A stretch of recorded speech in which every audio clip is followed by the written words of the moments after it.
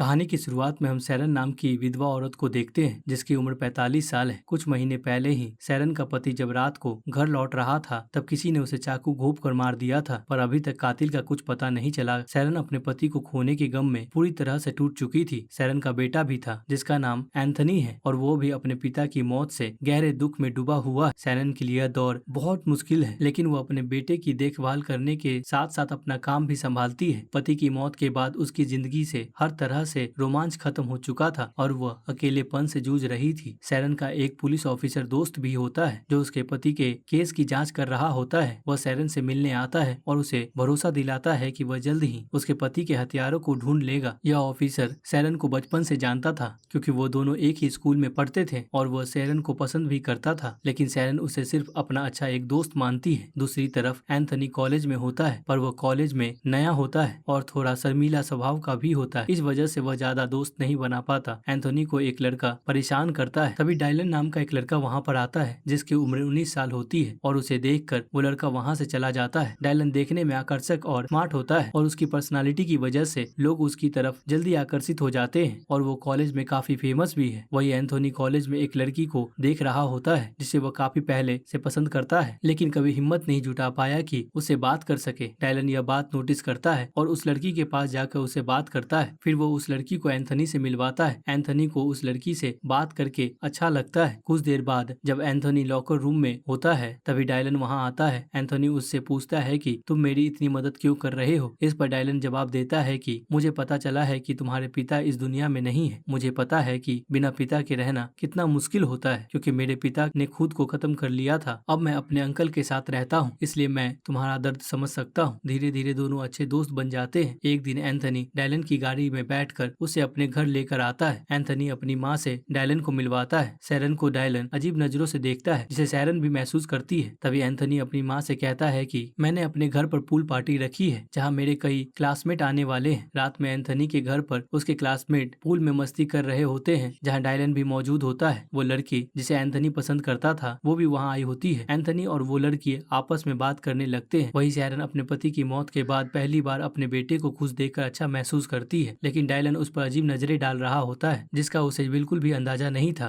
थोड़ी देर बाद Dylan pool से निकलकर बिना शर्ट पहने चुपके से घर के अंदर चला जाता है और सैरन के कमरे में घुस जाता है। वहाँ पर टेबल पर रखी फैमिली फोटो को ध्यान से देखने लगता है। तभी सैरन अचानक से कमरे में आ जाती है जिसे डायलन थोड़ा चौंक जाता है। सैरन उससे पूछती है कि वो यहाँ पर क्या कर रहा है। डायलन बहाना बनाते हुए कहता है कि उसे बाथरूम जाना था, लेकिन गलती से वो यहाँ पे आ गया। फिर वो सैरन की तरफ देखते हुए कहता है कि मुझे पता है कि बिना पति के रहना कैसा लगता है, क्योंकि मेरे पिता भी अब इस दुनिया में नहीं है। मैं उन्हें बहुत मिस करता हूँ। डायलन की बात सुनकर सैरन को उसके लिए बुरा लगता है। इसके बाद डायलन उसे पूल पार्टी करने देने के लिए धन्यवाद देता है और वहाँ से चला जाता है। उधर डायलन को पता चलता है कि सैरन अपना दूसरा घर बेचना चाहती है, क्योंकि इस घर में उसे अपने पति की यादें बहुत सताती है। यह घर सैरन के पति ने उसे और एंथनी को गिफ्ट दिया था। शाम को डायलन सैरन के साथ उस घर को देखने जाता है। वहाँ डायलन सैरन से कहता है कि वह अपने अंकल के साथ रहता है और उसके अंकल को घर खरीदना है। सैरन उसे घर दिखाने लगती है और दोनों आपस में बातें करने लगते हैं। बातों ही बातों में सैरन डायलन की ओर आकर्षित होने लगती है और डायलन भी यह बात नोटिस करता है। इधर डायलन एंथनी को उस लड़की का नंबर भी दिलवा देता है जिसे वह बेहद पसंद करता था। एंथनी को लगने लगा था कि उसे सच्चा दोस्त मिल गया है। अब डायलन का एंथनी के घर आना जाना बढ़ जाता है और सैरन भी उसके आने से खुश रहती है। अगले दिन जब सैरन अपने ऑफिस में होती है तो उसके पास एक मेल आता है जिसमें उसके पुराने अफेयर की जानकारी होती है। इसे देखकर सैरन घबरा जाती है। वह तुरंत अपने ऑफिस सेक्रेटरी को इस बारे में बताती है। उसकी सेक्रेटरी उसे सलाह देती है कि वह इस बारे में अपने पुलिस ऑफिसर दोस्त को बताए, क्योंकि ऐसे मेल उसे पिछले कुछ महीनों से मिल रहे हैं। लेकिन सैरन नहीं चाहती थी कि किसी को भी उसके पुराने अफेयर के बारे में पता चले, इसलिए वह अपने ऑफिसर दोस्त को कुछ भी नहीं बताती है। इधर कॉलेज में डायलन एंथनी से कहता है कि उसे उस लड़की के साथ डेट पर जाना चाहिए। एंथनी हिम्मत करके उस लड़की को रात में डिनर के लिए पूछता है और वो मान जाती है। रात में डायलन अपनी कार से उस लड़की को लेकर एंथनी के घर आता है। डायलन कार से बाहर निकल जाता है और एंथनी कार में बैठकर लड़की के साथ डेट पर निकल जाता है। जाने से पहले वह कार देने के लिए डायलन को धन्यवाद कहता है और डायलन एंथनी के आने तक घर पर ही रुक जाता है। सैरन और डायलन घर के अंदर बैठकर बात कर रहे होते हैं। दोनों एक दूसरे के बारे में बहुत सी बातें शेयर करते हैं। सैरन उसे बताती है कि उसे लगता है कि उसका पति उसकी परवाह नहीं करता था। तब डायलन उसे कहता है कि वो अपने पति की लिखी हुई किताब फाड़ दे। सैरन ऐसा ही करती है जिससे उसे अच्छा महसूस होता है। डायलन उससे बात करते हुए उसे अकेलापन महसूस नहीं होने देता। कुछ देर बाद जब सैरन शावर लेने जा रही होती है तो उसे लगता है कि कोई उसे देख रहा है। सैरन देखती है कि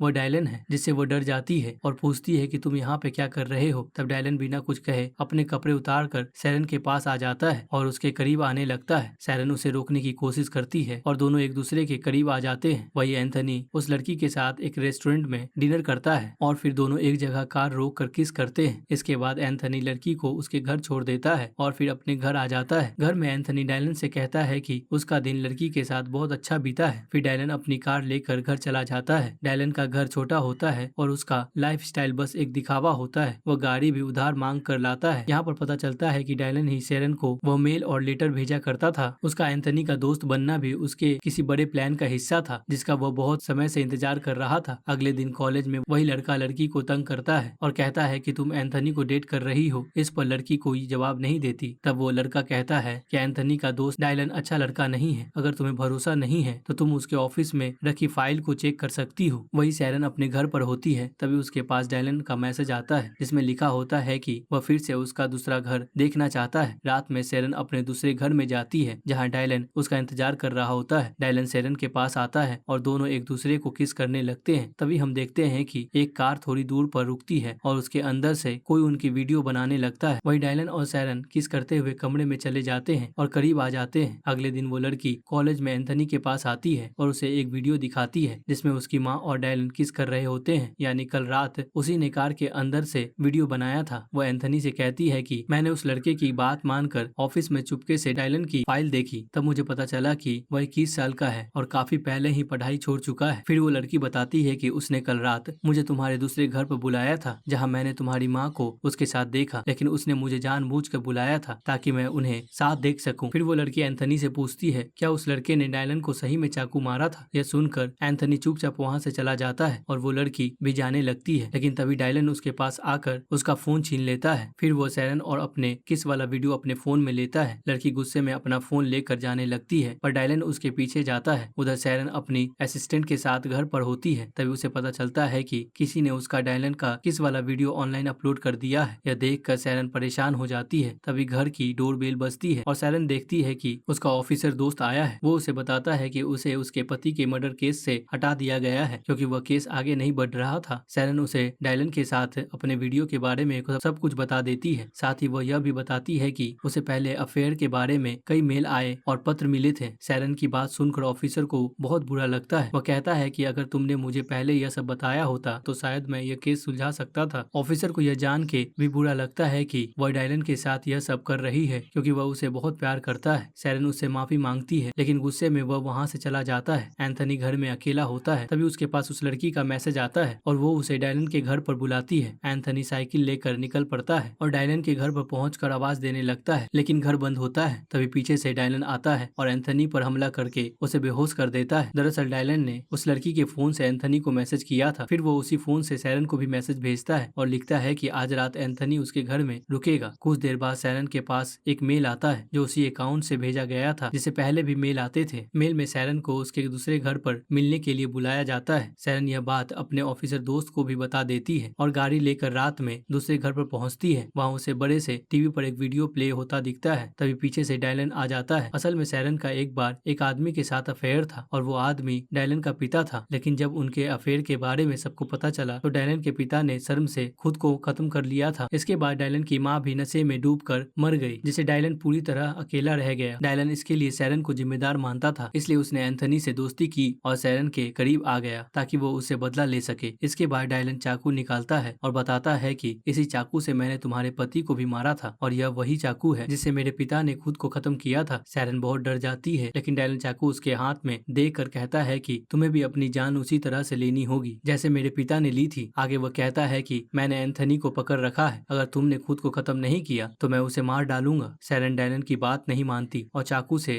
से उसके पैर पर वार करके वहाँ से भागने लगती है। तभी ऑफिसर दोस्त वहाँ पर पहुँच जाता है। सैरन उसे सारी सच्चाई बता देती है। वह गन लेकर डायलन को ढूंढने लगता है, लेकिन डायलन वहाँ से भाग चुका होता है। अब सैरन और ऑफिसर दोस्त एंथनी को ढूंढने के लिए डायलन के घर जाते हैं, लेकिन वहाँ पे कोई नहीं होता। फिर वह पास के जंगल में उसकी तलाश करने लगते हैं। उसी जंगल में एंथनी और वो लड़की पेड़ से बंधे होते हैं। वो दोनों कड़ी मशक्कत के बाद रस्सी घसीट खोल देते हैं। इसी बीच सैरन और ऑफिसर भी जंगल में आ गए और ऑफिसर थक कर रुक जाता है, लेकिन पीछे से अचानक डैलन आता है और चाकू से उस पर हमला कर देता है, जिससे वह घायल होकर नीचे गिर जाता है। डैलन उसका गन लेकर सैरन के पास जाता है और उस पर गन तान देता है। तभी एंथनी बीच में आ जाता है। डैलन गुस्से में कहता है कि हट जाओ, तुम्हारी माँ ही मेरे पिता की मौत की जिम्मेदार है। तभी लड़की पीछे से डैलन पर हमला कर देती है। अब सभी डैलन से लड़ने लगते हैं। सैरन डैलन के सिर पर गन से मारकर उसे बेहोश कर देती है। वो उसे शूट करने वाली होती है, लेकिन एंथनी उसे रोक लेता है और कहता है कि इसे सजा कानून देगा। सैरन एंथनी की बात मान जाती है। कुछ महीने बाद सैरन को दिखाया जाता है कि वह अपने ऑफिसर दोस्त को डेट कर रही है। वही एंथनी अपनी माँ को माफ कर चुका है और दोनों का रिश्ता फिर से ठीक हो गया है। दोस्तों, अगर आप डैलन की जगह होते तो आप क्या करते? कमेंट बॉक्स में जरूर बताना। यह मूवी पसंद आई हो तो इस वीडियो को लाइक और शेयर जरूर करना और साथ में हमारे चैनल कहानी फिल्मी को प्लीज सब्सक्राइब करके जाना। तो चलिए मिलते हैं आप सबसे अगली वीडियो में। Thanks for watching.